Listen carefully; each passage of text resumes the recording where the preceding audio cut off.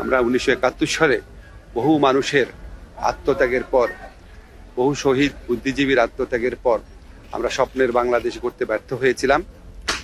একদলীয় মানসিকতার জন্য, একটা দলের ব্যর্থতার জন্য।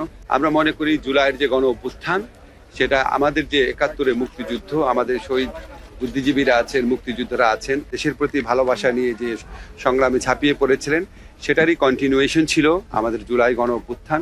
জুলাই গণ অভ্যুত্থানকালেও দেখেছি আমাদের তরুণরা, আমাদের ছাত্ররা জীবনের মায়াকে উপেক্ষা করে গণতন্ত্র, মানুষের অধিকার, বৈষম্যহীন সমাজ প্রতিষ্ঠা, শোষণমুক্ত সমাজ প্রতিষ্ঠার জন্য লড়াই করেছে।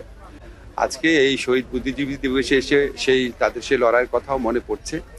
আমরা 1971 সালে বহু মানুষের আত্মত্যাগের পর, বহু শহীদ বুদ্ধিজীবীর আত্মত্যাগের পর আমরা স্বপ্নের বাংলাদেশ করতে ব্যর্থ হয়েছিলাম।